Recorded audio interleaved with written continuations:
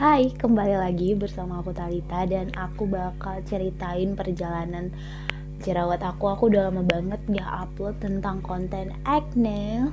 Nah, kali ini aku bakal jawab. Yang terakhir kali itu aku upload tentang pertama kali aku treatment, dan itu aku juga cerita tentang pertama kalinya aku ke dokter SPKK setelah aku udah lama banget nih jerawatan. So, kalau kalian penasaran sama ceritanya dan nanti aku sedikit bakal spill produk-produknya, tonton terus sampai akhir ya. Sebenarnya nih kalau mau diceritain dari awal banget aku berani diri untuk bener-bener treatment itu udah lama banget, di awal atau di pertengahan bulan Januari 2021 dan sekarang udah pertengahan bulan Mei. Jadi sekitar 4-5 bulan gitu. Tapi aku bakal berusaha untuk cerita detail yang aku inget ya. Di bulan Januari itu adalah jerawat terparah aku karena di Desember itu kayak muncul besar banget, matang-matang banget. Kalau teman-teman bisa nonton video aku yang aku nge-review kuliah 5 semester di jurusan ilmu administrasi negara, itu asli bener-bener semuka guys, itu jerawatnya matang-matang semua, kayak jerawat batu semua sebesar itu. Dan ada tahap yang lebih parah, nanti aku bakal munculin beberapa dokumentasinya ya. Aku juga banyak sih sebenarnya ngedokumentasiin, tapi aku lebih sering share di TikTok. So kalau kalian mau lihat aja TikTok aku, username-nya Talita Lase.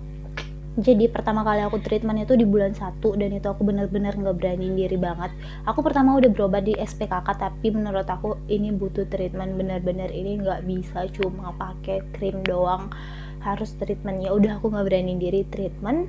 Saat itu aku treatment basic banget sih, cuma facial dan juga peeling, tapi itu bener-bener asli top banget peelingnya guys. Aku 2 kali peeling, setelah itu udah gak ada lagi numbuh jerawat.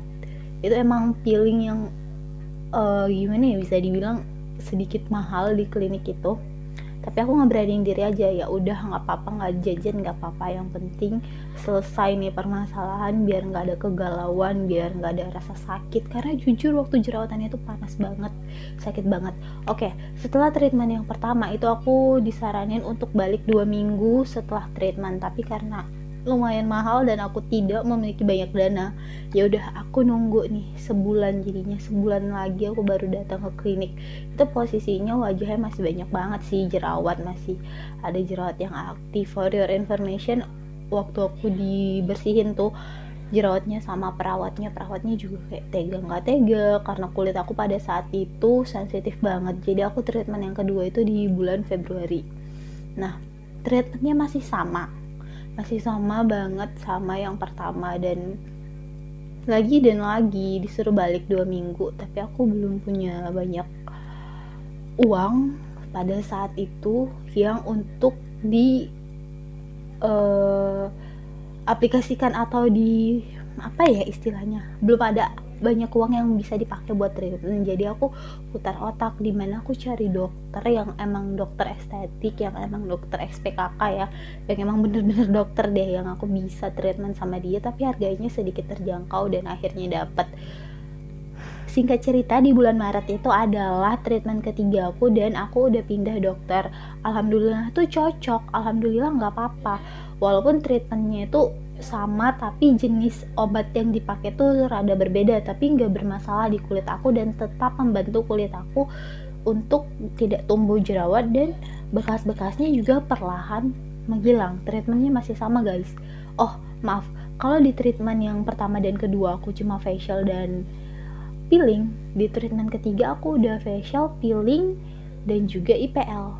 Nah itu dia, IPL pertama kalinya aku IPL, aku udah 2 kali IPL itu kelihatannya kayak lucu gitu kan, wajah kita dibalurin dulu pakai gel terus kayak disinarin gitu, tapi ternyata si sinarnya itu rasanya aku bisa imajinasiin kayak kalian punya setrikaan, tapi setrikaannya itu nyetrum, dan setiap kali dia itu ditempelin di kulit kalian ya rasanya panas sekaligus nyetrum, sekali, 2 kali, 3 kali, 4 kali, terus dia ntar muter gitu sampai ke sini juga, tau gak sih?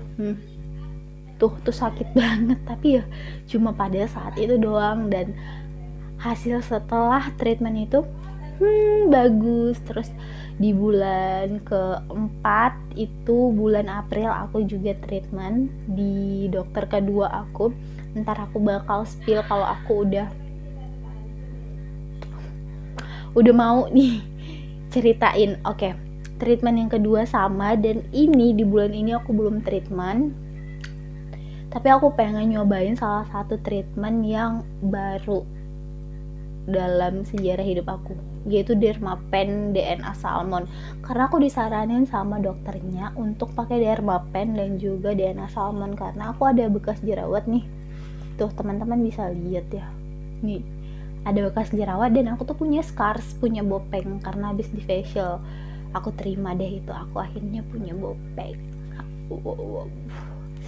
Tekstur wajah aku nggak mulus lagi karena kemarin kan di facial yang jerawat batu-batu itu bener-bener digerus.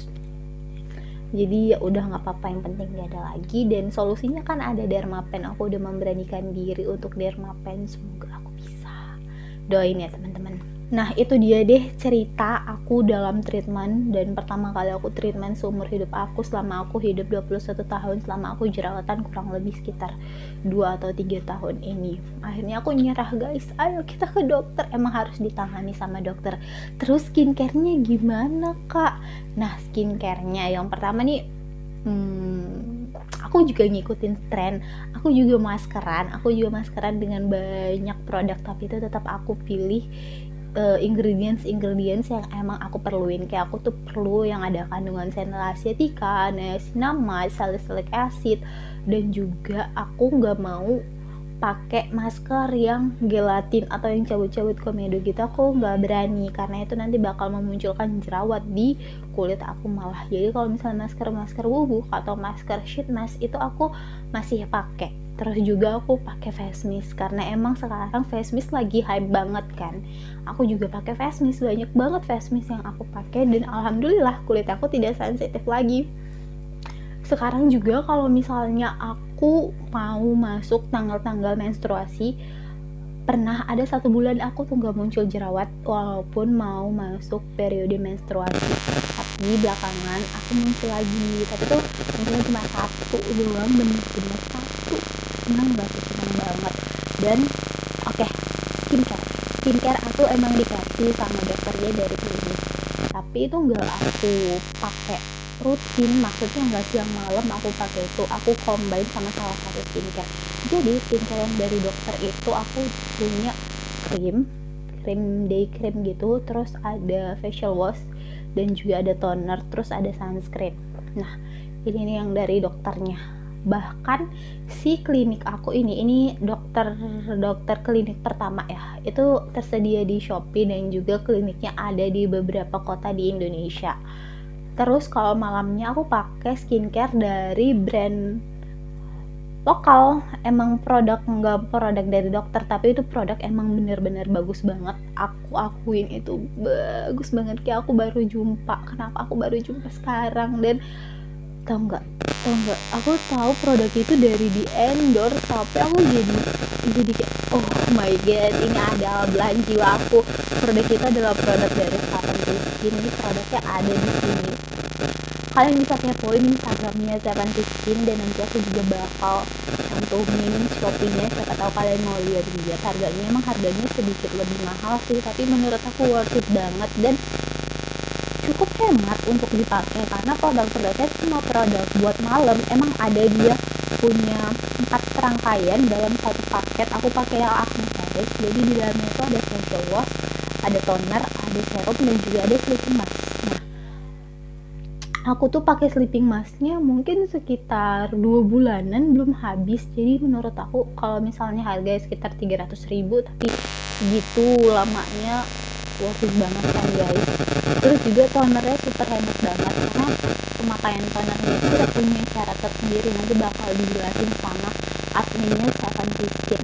Nah aku sekalian mau ngasih tunjuk nih, ini si Seven Skin. Untuk serumnya sendiri tuh aku udah beli 2 kali guys. Asik. Ini si Seven Skin, ini sleeping masknya tuh judulnya itu Acne Care Sleeping Mask. Jadi ini jaraknya cukup kecil dan teksturnya teksturnya itu seperti krim, seperti lotion, tapi dia lebih encer dan baunya enak banget. For your information, di semua produk dari Seventy Skin ini mereka mengandung niacinamide, central asiatica, dan juga exfoliate. Ada AHA, BHA, banyak banget. Nanti aku bakal cantumin ingredients yang emang kita butuhkan. Ini sih Acne Sleeping Essence atau serumnya, dan menurut aku produk yang juara itu tuh yang ini dua sih. Kalau ini dua udah di-combine kita pakai kalau malam tuh baru dipakai aja tuh rasanya kayak ini kulitnya sehat banget, terus glowing, shining, dan waktu kita bangun juga enak banget, seger. Jadi itu dia produk-produk yang aku pakai, itu benar-benar aku pakai dan aku sama sekali tidak dipaksa oleh pihak manapun untuk mempromosikan ini.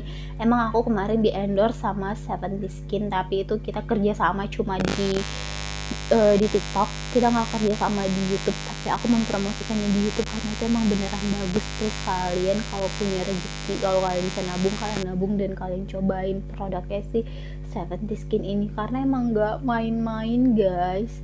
Nah, kira-kira teman-teman mau nggak kalau misalnya aku kasih tahu di mana kliniknya? By the way, aku stay di Medan, jadi kedua klinik itu adalah klinik yang ada di Medan. Yang pertama harganya emang pricey, tapi untuk segi tempat, lokasi, pelayanan itu bagus. Terus juga tempat yang kedua itu terjangkau, tapi pelayanannya tetap bagus walaupun lokasinya itu atau gedungnya itu nggak sebagus klinik yang pertama. Gitu deh. Semoga membantu ya teman-teman. Pokoknya kalau kalian mau treatment, kalian harus yakin, yang pasti itu yakin dulu bakal sembuh. Karena kalau misalnya kalian gak yakin ya sia-sia aja semuanya. Kalian harus ada keyakinan buat sembuh, karena percaya deh, berapapun yang kalian keluarin untuk diri kalian itu bakal jadi investasi balik ke diri kalian, jadi nggak bakal pernah rugi gitu. Semangat ya semuanya. Seperti biasa, badai pasti berlalu ya, ini juga bakal berlalu. Sampai jumpa di video lainnya, dadah.